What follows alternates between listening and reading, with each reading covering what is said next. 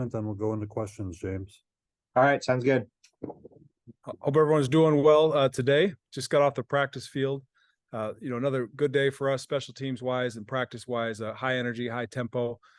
Trying to clean some things up for this weekend. Obviously, fairly decent where we've been so far, special teams wise. Left a lot on the table last week against Northwestern, which is disappointing for us from a special team standpoint. However, made a couple plays in that regard. And then right now our focus is moving forward.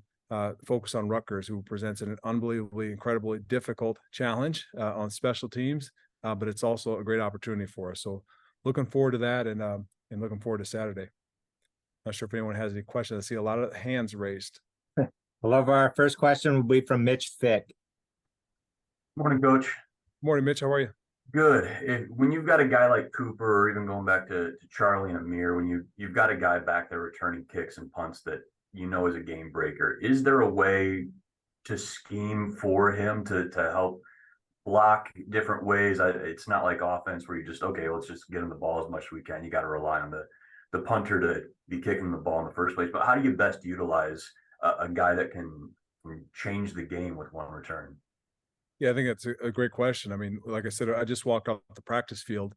That's what we just got done doing, is scheming, trying to get the guy the ball, trying to get the ball in his hands, trying to block better for him and letting him do what he does best. And certainly something we work on each day and each week. It's something we focus on heavily during spring football and then also during fall camp. So more so the technical aspect of it and the finer pieces to that, less about the actual scheme put together, but more about the fundamentals of how to block and how to hold someone up so we can spring the returner. Next question is from David Eichholt. Hey, LeVar, always good talking to you. Appreciate you taking the time. Not to linger too much on the end of the Minnesota game, but just given the call and, the way Cooper goes about his business, did you have to have any talks with him afterwards just about, to make sure he doesn't overcomplicate things moving forward and kind of keeping that momentum just because of how, controversial or crazy the call seemed to be? Or do you say business as usual, we move forward from there? Yeah, I think we've all moved forward from that. Going back to that and looking at it from a technical aspect, I felt like what he did was correct. Obviously, officials saw it a little bit different, which that's their job to see that, and the replay official, all those things that go into that.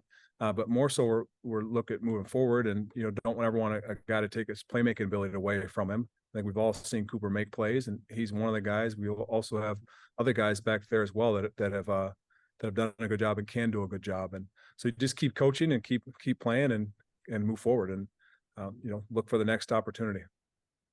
Next question is from Chad Leistico. Hey, good morning, LeVar.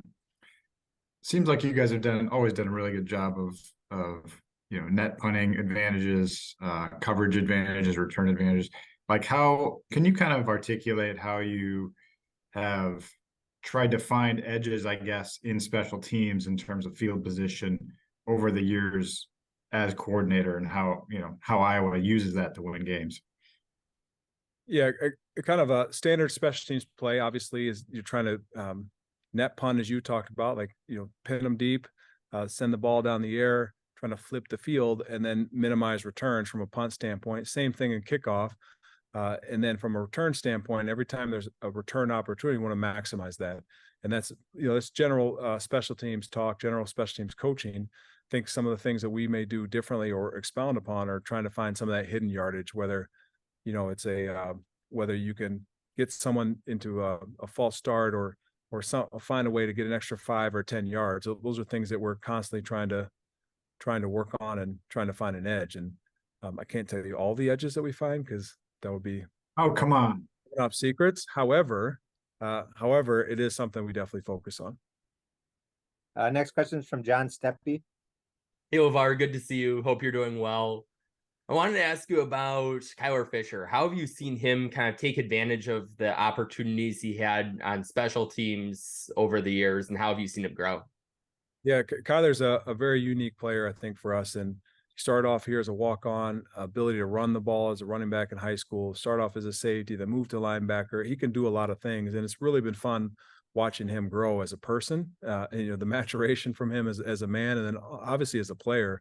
He's been very good for us as a core special teams player. And typically, if there's a play made, he's in the middle of it somewhere. He certainly has room for growth still these last few games of this season, but you just try to continue to work on him, put him in the best position possible. And then he spends a lot of time outside of practice, outside of the standard meeting time. We've talked to guys about investing extra time, and he's one of the guys that does that. And I think it's been paying off for him. And then, then it translates for him into defense. And I think you're seeing some of that with Coach Wallace and Coach Parker and the guys on defense as well. Next question is from Scott Docterman. LeVar, how's it going today? I'm well. How are you? I'm doing great. Wanted to ask you about, we're winding down on Tory Taylor's career here.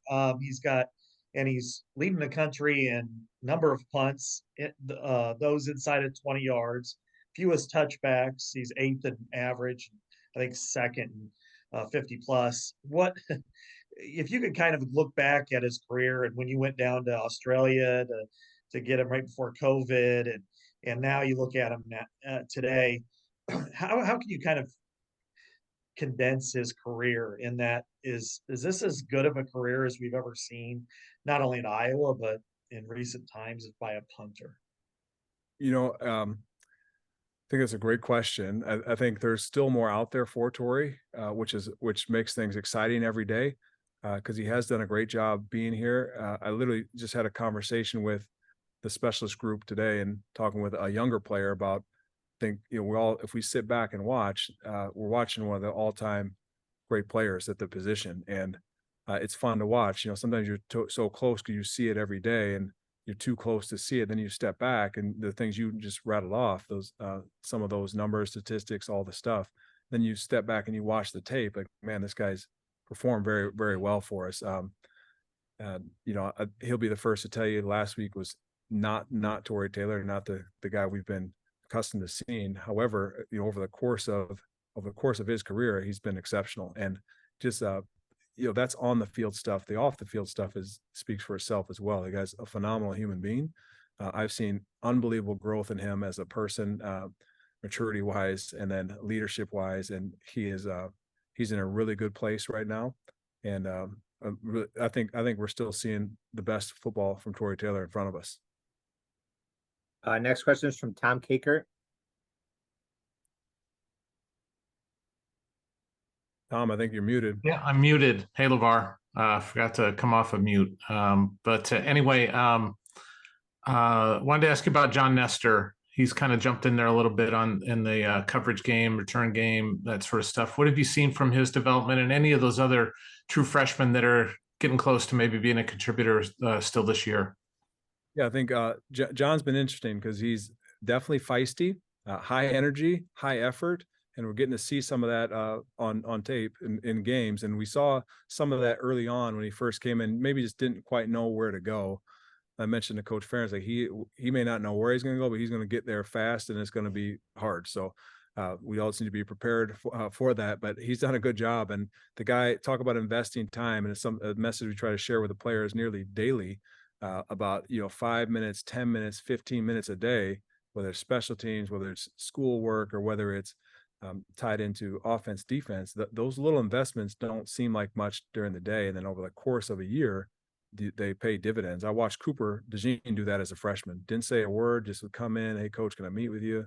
10 minutes, 15 minutes, and then all of a sudden by week 10, we're talking about him being the starting returner, or he's going out making plays as a gunner. I think we've seen some of that with John. John's not the only guy doing that. There's other guys doing it, but the freshman, it's pretty impressive. Next question is from Adam Jacoby.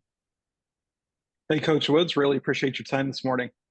Wanted to ask you, we had talked during media day before the season, and you and Tory both mentioned a lot of the physical changes and improvement that he had done over the offseason.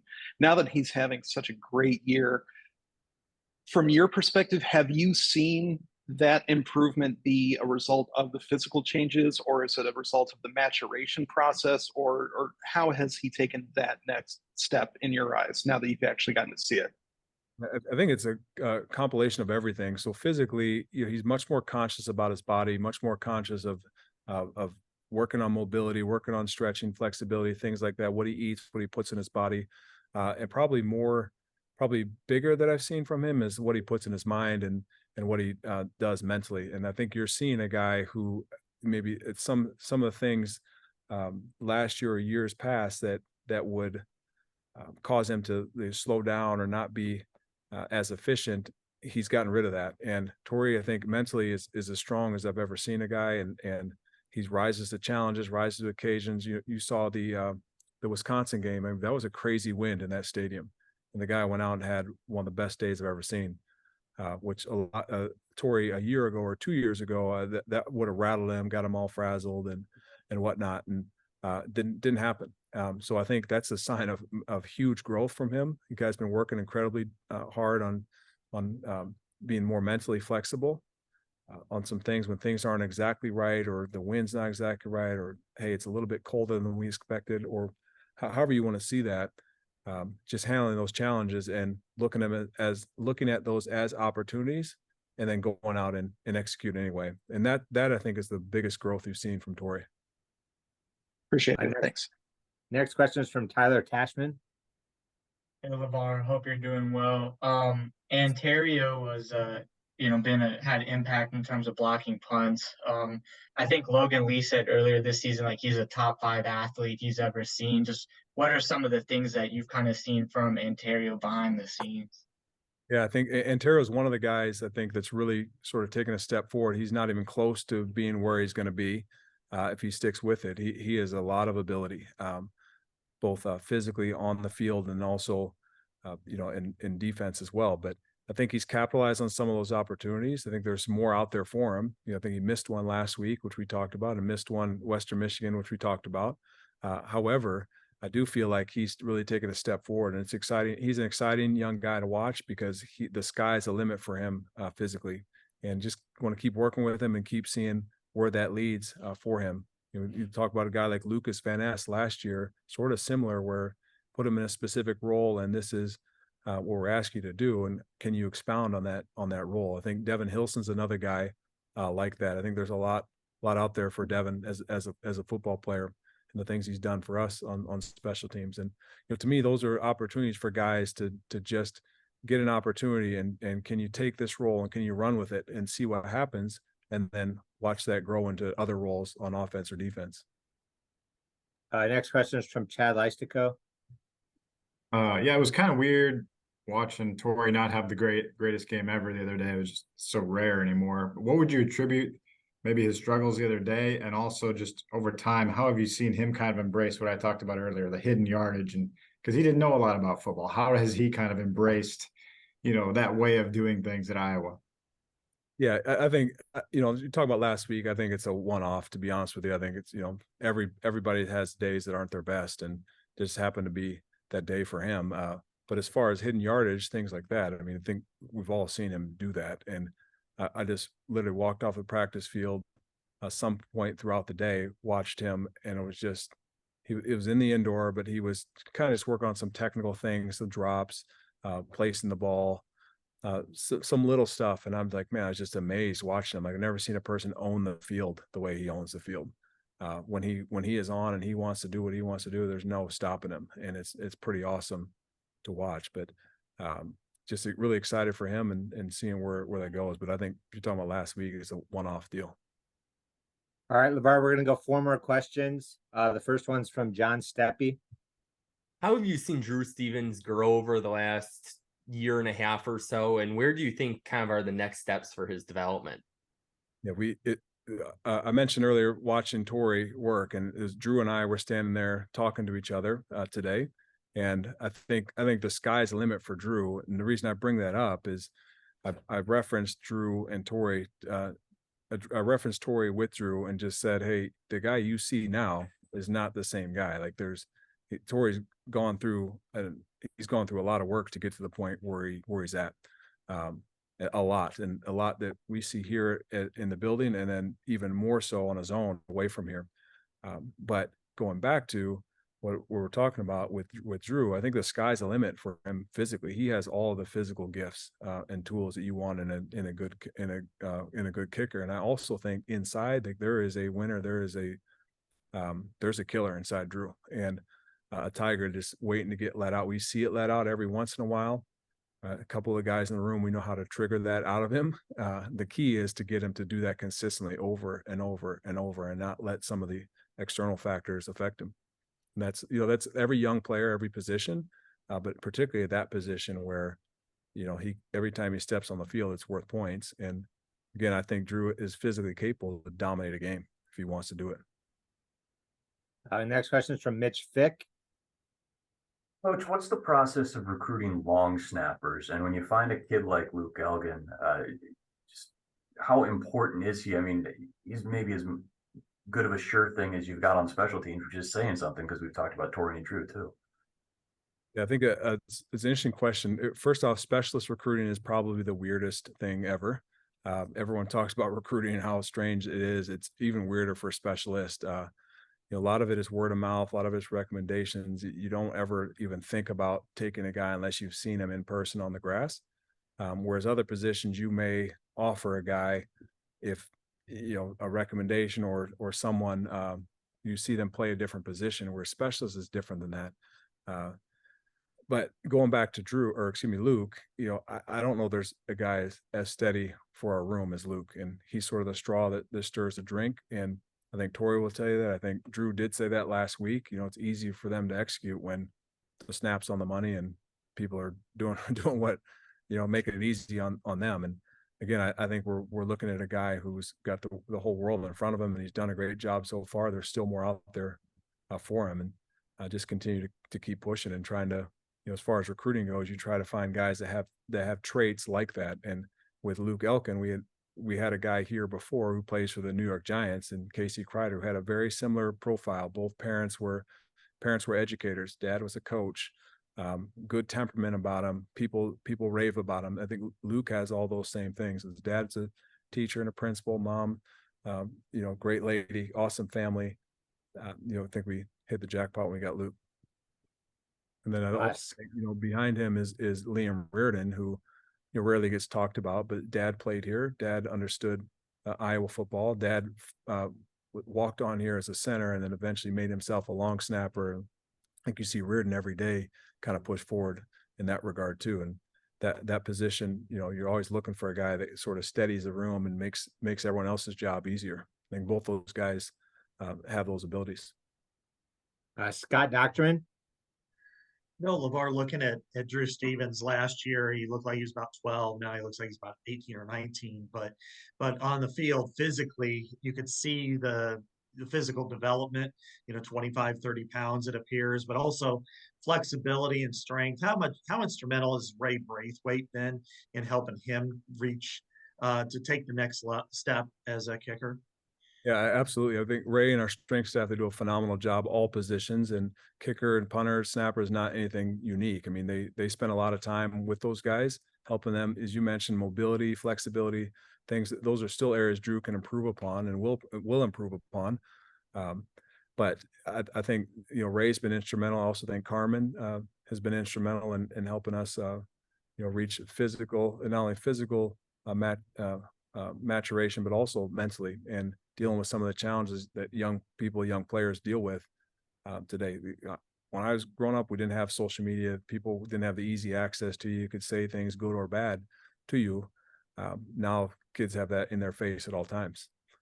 Aside from a coach and a parent, in their face at all times. Now they hear things from all different angles, and there's a little learning curve with that, and how to actually play the position, or how to be a college student athlete these days. I think that's been very helpful for us as well. All right, LeVar, last question will be from Adam Jacoby. Last one. Are you sure? Yes, sir. Adam, make a good one. I'll make it good and quick. Drew mentioned that he had worked with you on being convicted on his lines and kicking, and what a big deal that was for the game winner. Sort of take us through that teaching process, from your perspective to the kickers to get that conviction and confidence for kicks like that. I'm glad you brought that word up. That's been a word of last few weeks. The difference between conviction and confidence. And in confidence is a feeling. You feel good. I feel confident. I feel good, coach. I'm ready to go. Okay. Convicted is there's no other option. And like you heard Drew say, blackout, cash out. Okay. Those aren't my words. That's Drew talking. I've never said that before to him, but what we try to do every day in practice and our mental skills, the things that we try to build and develop is you don't want a feeling or an external force, something to derail you. You want to be able to be in a position where you're not thinking, you're just going out and executing. And Drew talked about that, and I listened to his comments, and he said, I just blacked out. And that's what good players do at these positions, at kicker, snapper, punter. They black out and they go out and they execute, and then they look up and it's over and it's done. And wow, I did a good job, or I didn't do a good job. You know, if you let those little things creep in your mind, or little things that can derail you, then typically bad things happen. And that's what we're fighting every single day, trying to be convicted rather than confident, and knowing that regardless of circumstance, we go out, we execute, and we get the job done. And all three positions, snapper, holder, kicker, I think executed that last week, and we got to continue to do that moving forward. All right, perfect. Thank you for your time today, LeVar. Thank you guys. Appreciate it. Thanks, Coach. All right. See ya. Have a good day.